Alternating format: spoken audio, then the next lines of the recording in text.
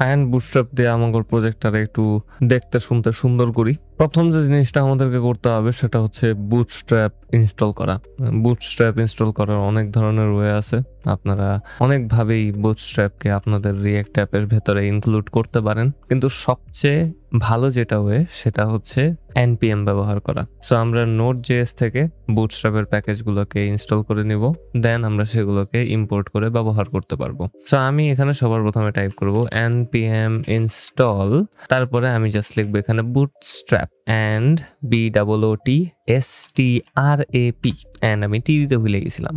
And এখন যদি আমি এন্টার প্রেস করি, একটু ওয়েট করব, তাহলে আমার বিশাল বড় একটা ভুল হবে, সেটা আমি অবশ্যই দেখব না, কারণ আমি এখন যে ডিরেক্টরিতে আছি সেটা হচ্ছে রিঅ্যাক্ট ডিরেক্টরিতে, কিন্তু আমাদের প্রজেক্টটা হচ্ছে প্রোডাক্ট লিস্ট নামক ডিরেক্টরিতে। সো ওখানে চেঞ্জ হওয়ার কথা ছিল, কিন্তু আমি চেঞ্জ হই নাই। অ্যান্ড আমরা দেখতে পারবো যে আমাদের মেইন যে ডিরেক্টরি সেটাতে নোড মডিউলস এবং প্যাকেজ log.json সাথে সাথে package.json এগুলো আইসা পড়ছে সামহাও। অ্যান্ড এখানে ঢুকলে package.json এ যদি আমি ঢুকি তাহলে দেখবো এখানে বুটস্ট্র্যাপ ইনস্টল হয়ে গেছে। সো এগুলোকে আমি আপাতত রিমুভ করে দিব, কারণ আমি ভুল জায়গাতে ইনস্টল করছি। তো আমি এটাকে রিমুভ করে দিলাম। অ্যান্ড এখন আমি জাস্ট চেঞ্জ ডিরেক্টরি করব আমার প্রোডাক্ট লিস্ট অ্যাপের ভেতরে, অ্যান্ড এন্টার প্রেস করে আমি সেম কমান্ডটাকেই রান করব, npm install bootstrap, and enter press করলে একটু ওয়েট করব এবং আমার মনে হয় এখন এটা ইনস্টলেশনটা শেষ হয়ে যাবে। অ্যান্ড আমি সেম ওয়েতে একটু package.json এ চলে আসবো এবং এসে দেখবো যে এখানে bootstrap 5.3.3 ইনস্টল হওয়ার প্রসেস চলতেছে এবং হয়েও গেছে। অ্যান্ড এখন আমরা এটাকে ব্যবহার করতে পারি আমাদের মেইন প্রজেক্টে। সো সবার প্রথমে যে কাজ, রিঅ্যাক্টের অন্যান্য সকল কাজের ক্ষেত্রে যেভাবে আমরা ইম্পোর্ট করে নিছিলাম, এই ক্ষেত্রেও আমরা ইম্পোর্টই করব।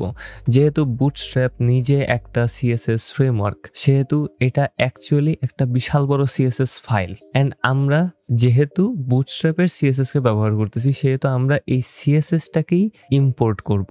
ওকে, সো আমরা গত ভিডিওতে দেখছিলাম যে কোনো এক্সটার্নাল সিএসএসকে আনতে হলে আমাদেরকে সেটা ইম্পোর্ট করতে হয়। ঠিক সেম ওয়েতে আমরা বুটস্ট্র্যাপের ক্ষেত্রেও সেই একই কাজটা করব। সো আমি app.js এ চলে আসবো এবং এখানে আমি বুটস্ট্র্যাপটাকে ইম্পোর্ট করে নেব। সো ইম্পোর্ট আপনারাও আমার মতো করে লিখবেন।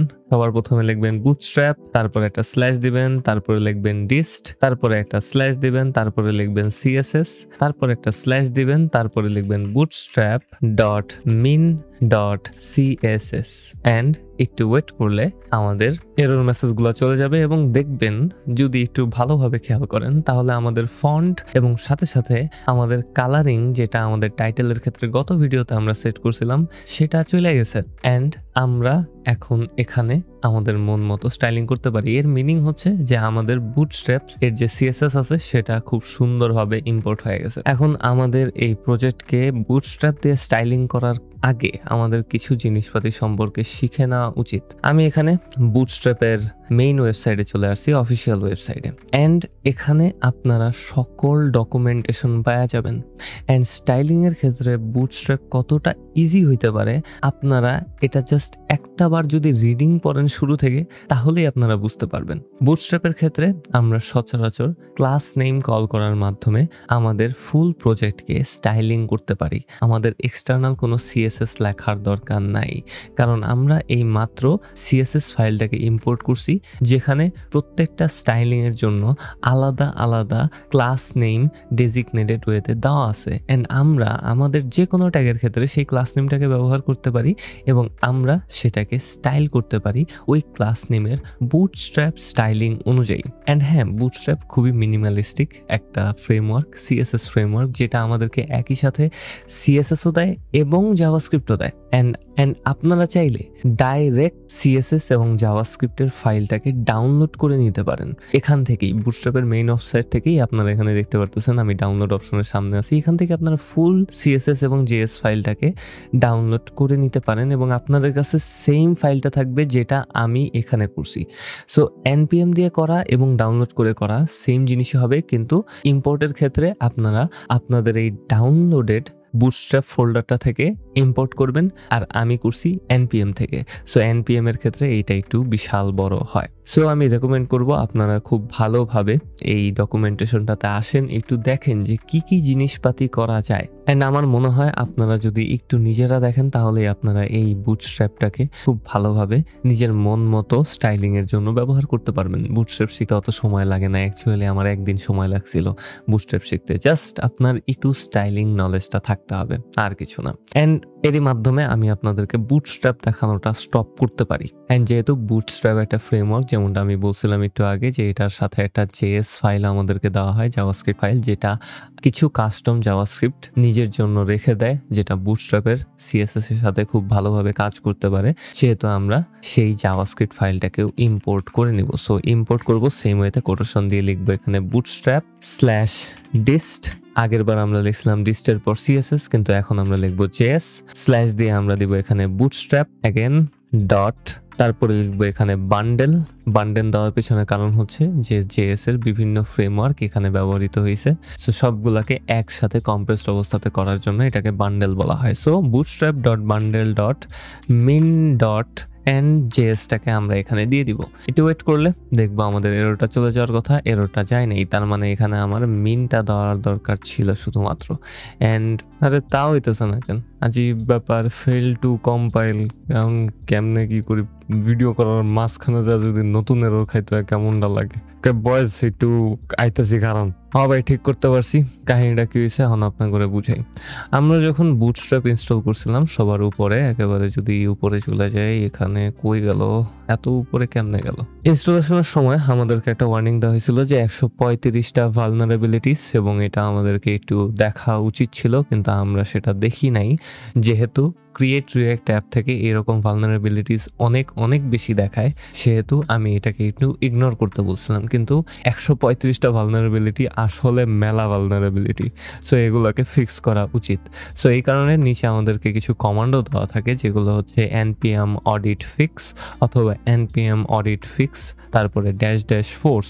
বেশিরভাগ সময় npm audit fix দিলেই কাজ হয়ে যায়, কিন্তু তারপরও যদি না হয় তাহলে আমরা npm audit fix dash dash force কমান্ডটাকে ব্যবহার করব, যেটা আমি একেবারে নিচে ব্যবহার করছি। এবং ব্যবহার করার পর আমাদের যে 135টা ভালনারেবিলিটি ছিল সেটা কইমা 8টা ভালনারেবিলিটিতে চলে আসছে। সো আমরা এখন আমাদের এই প্রজেক্টের স্টাইলিং এ আসতে পারি। জাস্ট একটা লাইন অ্যাড করার লেগে কত কিছু করতে হইলো ভাই। যাই হোক, আমরা আমাদের জেএসটাকে এখানে অ্যাড করে ফেলছি। এখন আমরা আমাদের এই প্রজেক্টটাকে একটু স্টাইলিং করতে পারি, এবং আমরা আমাদের imports dot slash style dot সিএসএসটাকে সরায় দিব, কারণ আমরা এখন বুটস্ট্র্যাপ ব্যবহার করতেছি, আমাদের এখানে ওইটার কোনো দরকার নাই। সো আমরা আমাদের প্রজেক্টটাকে ফুললি বুটস্ট্র্যাপের ডিফল্ট স্টাইলিং ব্যবহার করার মাধ্যমে দেখতে পারতেছি। আমি জানি না আমার পিসিতে কি হইতেছে, একেবারে উল্টাপাল্টা, সব উল্টাপাল্টা চলতেছে। জীবনে আর কি আছে ভাই, খেতার বালিশ। যাই হোক, সো আমরা একটু হেডিংটাকে স্টাইলিং করার চেষ্টা করব। আমি এখানে হেডিংয়ে চলে আসার পর আমরা বুটস্ট্র্যাপকে ব্যবহার করব হেডিংটাকে একটু সুন্দরভাবে মিডলে নিয়ে আসার জন্য, আমাদের স্ক্রিনের মিডলে নিয়ে আসার জন্য। এই ক্ষেত্রে আমরা জাস্ট একটা ক্লাস নেমকে ব্যবহার করতে পারি, কিন্তু ক্লাস নেমটা ব্যবহার করব কোথায়? বুটস্ট্র্যাপের একটা খুবই ভালো জিনিস হচ্ছে যে আপনারা বুটস্ট্র্যাপ অথবা অন্য কোনো সিএসএস ফ্রেমওয়ার্ক ব্যবহার করার সময় আপনারা জাস্ট মাথায় এটা রাখবেন যে আপনারা যেই ট্যাগে ব্যবহার করতেছেন সেটা একটা বক্সের মতো, ঠিক আছে? আমরা যখন আমাদের হেডিং কম্পোনেন্টে আসি, সেটার বাইরের বক্সটা হচ্ছে ডিপ বক্স, এবং আমরা চাই আমাদের এই ডিপ বক্সের ভেতরে যা আছে সব যেন মিডল বরাবর চলে আসে। সো এই জন্য আমরা আমাদের এই ডিপ বক্সের ভেতরে ক্লাস নেমটাকে দিব। আমরা h1 ট্যাগে দিব না, আমরা p ট্যাগেও দিব না, আমরা ডিপ বক্সের ভেতরে এসে লিখতে পারি এখানে টেক্সট ড্যাশ সেন্টার। অ্যান্ড একটু ওয়েট করলে দেখব যে আমাদের এই ডিভের ভেতরে যত টেক্সট আছে সকল কিছু সুন্দরভাবে মিডলে চলে আসছে, অ্যান্ড আমরা এগুলোকে ব্যবহার করতে পারতেছি খুব সুন্দরভাবে। আপনারা চাইলে নিজেদের মন মতো আরও কিছু স্টাইলিং ব্যবহার করতে পারেন। যেমন আমার কাছে একটা জিনিস ভালো লাগতেছে না, সেটা হচ্ছে প্রোডাক্ট লিস্টটা একেবারে উপরের সাথে কানেক্টেড হয়ে যেতেছে। সো আমি এটাকে আরেকটু নিচে রাখতে চাই। সো এই কারণে আমি প্রোডাক্ট লিস্টের ঠিক উপরে একটু মার্জিন দিয়ে দিব। সো এই ক্ষেত্রে আমি দেখব MT, যেটা শর্ট ফর্ম হচ্ছে মার্জিন টপ, তারপর আমি ড্যাশ দিয়ে 1 দিতে পারি। 1 দিলে দেখব হালকা একটু মার্জিন হয়েছে, 2 দিলে দেখব আর একটু বেশি মার্জিন হয়েছে, তারপরে 3 দিয়ে দেখতে পারি। আপনাদের মন মতো যেটা ভাল লাগে। আমার 2 অথবা 3 সবসময় ভাল লাগে, মাঝে মধ্যে আমি 4ও দেই, কিন্তু 4 একটু বেশি হয়ে যায়। সো আমাদের হেডারটা সুন্দর লাগতেছে, অলরাইট। অ্যান্ড আমরা চাইলে এখন আমাদের এই যে প্রোডাক্টগুলো আছে সেগুলোকে স্টাইলিং করতে পারি। সো প্রোডাক্টের জন্য আমরা চলে আসবো আমাদের products.js কম্পোনেন্টে, অ্যান্ড আমরা বুটস্ট্র্যাপ ব্যবহার করে এখন আমাদের এই প্রত্যেকটা প্রোডাক্টের জন্য স্টাইলিং করতে পারি। অ্যান্ড এই ক্ষেত্রে যদি আপনারা নর্মাল CSS আগে করে থাকেন তাহলে আপনারা জানেন যে ইমেজ অথবা অন্যান্য জিনিসপাতি নিয়ে কতটুকু প্যারা হইতে পারে এগুলোকে সুন্দরভাবে সাজানো গোছানো অবস্থাতে আনার জন্য। অ্যান্ড বুটস্ট্র্যাপের একটা খুবই ভালো জিনিস হচ্ছে ডকুমেন্টেশনে সব আছে ভাই। বুটস্ট্র্যাপের ডকুমেন্টেশনে আপনাদের যা যা লাগে। অ্যান্ড আমরা যখন এইরকম কোনো কিছুকে পাবো যেখানে আমাদের কিছু প্রোডাক্ট থাকবে, প্রোডাক্টের একটা টাইটেল থাকবে এবং তার একটা প্রাইস থাকবে, একটা সাবটাইটেল থাকবে, এরকম কোনো কম্পোনেন্ট যখন আমরা স্টাইলিং করব, এটাকে বেশিরভাগ সময় কার্ড এর মাধ্যমে করা যায়। কার্ড হচ্ছে একটা বুটস্ট্র্যাপ কম্পোনেন্ট অথবা অন্যান্য UI কম্পোনেন্টের ভেতরে পড়ে এই কার্ডটা। অ্যান্ড আমরা বুটস্ট্র্যাপ করতে করতে এইসব বিভিন্ন টার্মিনোলজি সম্পর্কে জানবো অবশ্যই। সো কার্ড হচ্ছে জাস্ট একটা UI কম্পোনেন্টের মতো। আমি যদি এখানে কার্ডটাকে খুঁজে বের করতে পারি, কোথায় গেল ভাই, অ্যান্ড এখানে আমরা কম্পোনেন্টে কার্ডটাকে পাওয়া যেতেছি। অ্যান্ড এখান থেকে আমরা সবার প্রথমেই যদি দেখি তাহলে দেখবো যে আমাদের যেরকম কার্ড দরকার ঠিক ওই রকমই একটা কার্ড এখানে দেখাইতেছে। আমাদের একটা ইমেজ আছে, ইমেজের একটা টাইটেল আছে, টাইটেলের একটা সাবটাইটেল আছে, এবং সেই সাবটাইটেলের নিচে আমি চাইলে প্রাইসটাকেও দিতে পারি, কোনো সমস্যা হওয়ার কথা না।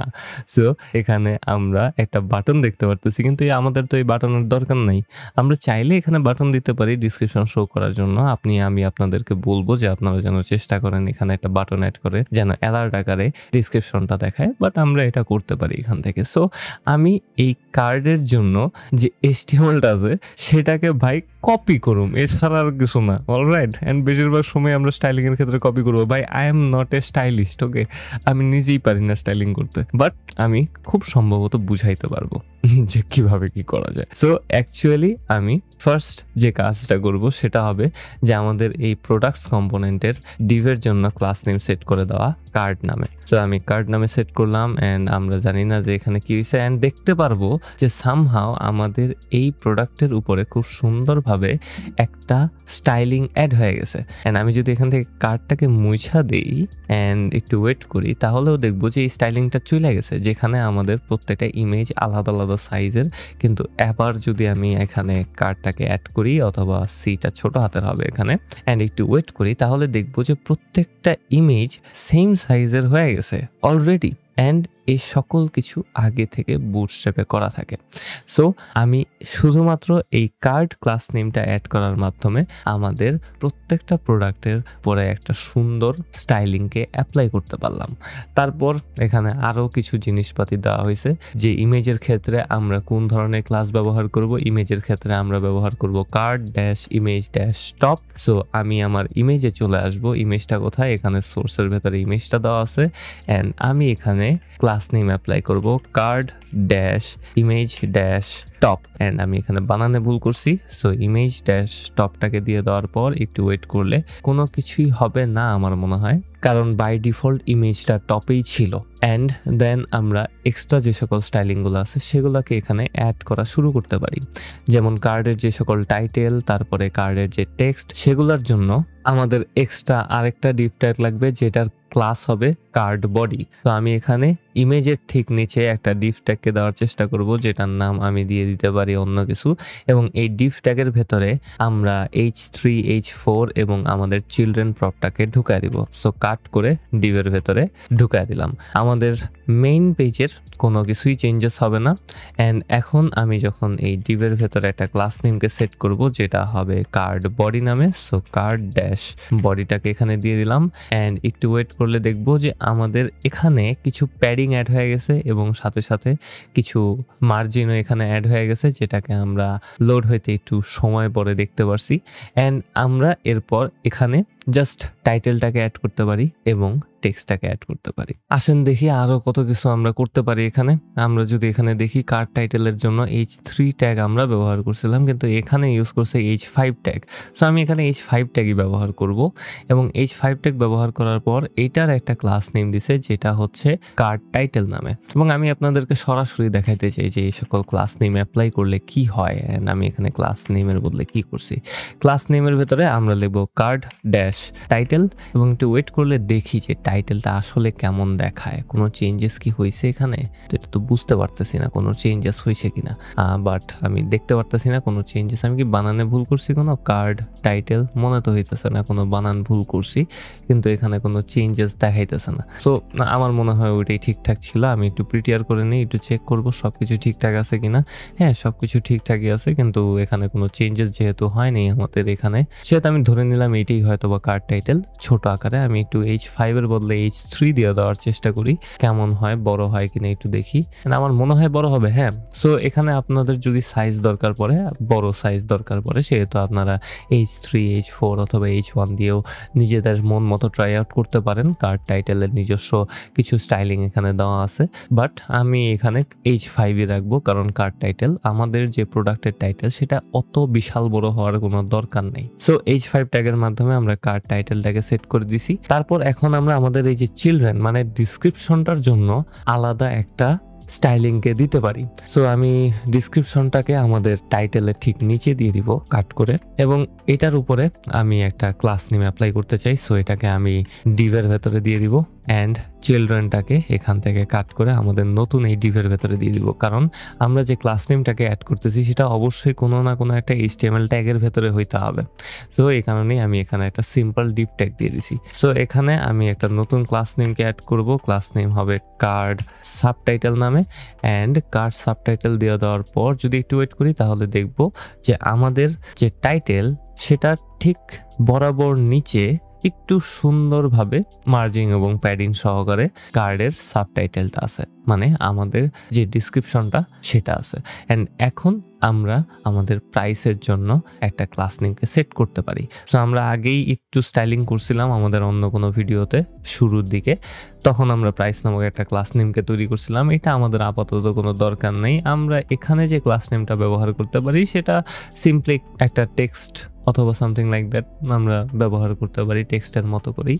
সো আমি এখানে একটু সৌন্দর্য বর্ধনের জন্য একটু কার্ড টেক্সট ক্লাস নেমটাকে ব্যবহার করব। সো কার্ড টেক্সট ক্লাস নেমটাকে ব্যবহার করলাম এবং এখানে আসলে দেখব যে এখানে তেমন কোনো চেঞ্জেস হয়নি, কিন্তু এটাকে আমরা আর একটু সুন্দরভাবে সাজানো গোছানো অবস্থাতে নিয়ে আসতে পারি। যেমন আমাদের এই প্রাইসের ঠিক আগে আমি লিখতে পারি, আমি এখানে কি করতেছি আল্লাহ মাহবুব জানে, প্রাইস এবং প্রাইসের পিটা একটু বড় হাতের দিয়ে দিব, অ্যান্ড আমাদের এই প্রাইসের ঠিক আগে একটা $সাইন দিয়ে দিব, যেন দেখতে শুনতে একটু সুন্দর লাগে। অ্যান্ড একটু ওয়েট করলে দেখবো যে আমাদের এটা সুন্দরভাবে এখানে শো করতেছে। অ্যান্ড আমরা এখানে আমাদের প্রোডাক্টের জন্য হালকা করে একটু স্টাইলিংটা অ্যাড করতে পারছি, অত সুন্দর লাগতেছে না, এখানে আর একটু ছোটখাটো কাস্টমাইজেশন করা বাকি আছে, আমরা সেগুলো অবশ্যই করার চেষ্টা করব আস্তে আস্তে। অ্যান্ড পরের ভিডিওতে আপনাদের সাথে দেখা হবে। আমি আপাতত রাখলাম এই পর্যন্তই, অ্যান্ড আমি বলবো আপনারা বুটস্ট্র্যাপের অফিসিয়াল ওয়েবসাইটে আসেন, এখানে একটু ঘুরে ঘুরে দেখেন কি কি